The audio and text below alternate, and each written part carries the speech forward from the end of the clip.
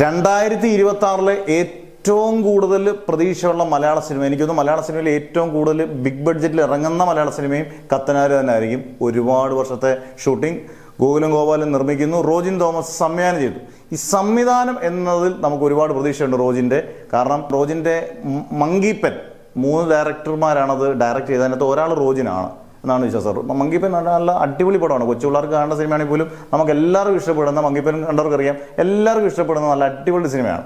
രണ്ടാമത്തെ ഹോം ആണെങ്കിൽ നല്ല സൂപ്പർ പടം, തിയേറ്റർ ഇറങ്ങിയില്ല, OTT ആണെങ്കിൽ പോലും അടിപൊളിയാണ്. ഇന്ദ്രൻസിൻ്റെയൊക്കെ ഒരു ഗംഭീര പ്രകടനം. എല്ലാവരും, മഞ്ജു പിള്ളയായാലും നസീറിനായാലും ശ്രീനാഥ് വാസി ആണെങ്കിലും എന്ത് രസമായ സിനിമ, ഗംഭീര സിനിമ.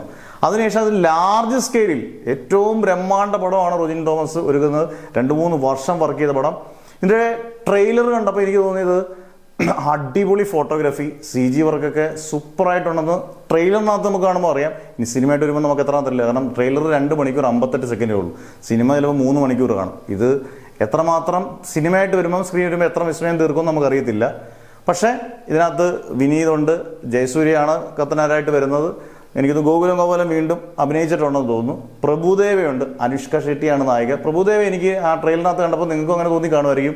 ഉറുമിയുടെ ഒരു രീതി തോന്നി. ഉറുമിക്ക് അദ്ദേഹം ചാടിത്തുള്ളിയൊക്കെ ഉള്ള സ്റ്റൈലുണ്ട്, അതേ രീതി തന്നെയാണ് എനിക്ക് ഇതിനകത്ത് തോന്നിയത്. ഇനി ക്യാരക്ടർ വൈസ് സിനിമയായിട്ട് വരുമ്പോൾ എങ്ങനെയാണെന്ന് അറിയത്തില്ല. എന്തായാലും ഇതിനകത്ത് ഇവരുടെ വേഷഭൂഷാദികളിലും എല്ലാം അടിപൊളിയാണ്. ക്യാരക്ടേഴ്സ് എല്ലാം സൂപ്പറായിട്ടുണ്ട്. ജയസൂര്യ മുതൽ അനുഷ്ക ഷെട്ടി വരെ എല്ലാവരും അടിപൊളിയായിട്ടുണ്ട്. ഇനി ഇവരെല്ലാം എക്സിക്യൂട്ട് ചെയ്യുന്നത് ഗംഭീര സ്ക്രിപ്റ്റ് ആയിരിക്കണം. ഇവരെല്ലാം എക്സിക്യൂട്ട് ചെയ്യുന്ന രീതി, കാരണം ഇവരുടെ ഡയലോഗ് ഡെലിവറിയൊക്കെ വളരെ ഇമ്പോർട്ടൻ്റ് ആയിട്ടൊരു പടമാണ്.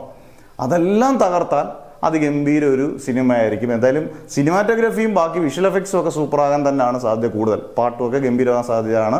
എന്തായാലും ഇവരുടെ അഭിനയ മികവും ഗംഭീര സ്ക്രിപ്റ്റിങ്ങും നല്ല ഡയറക്ഷനൊക്കെ ആയി റോജിൻ്റെ വന്നു കഴിഞ്ഞാൽ ഇതൊരു മലയാളത്തിലെ എക്കാലത്തെയും മികച്ച വിജയങ്ങളിലൊന്നാകാനുള്ള ചാൻസ് വളരെ കൂടുതലാണ്. നിങ്ങളെന്തായാലും അതിൻ്റെ ട്രെയിലർ കണ്ടിട്ടുണ്ടെങ്കിൽ അതിൻ്റെ റിയാക്ഷൻ എന്തായാലും കമൻസ് ആയിട്ട് ഇട്ടേക്കുക.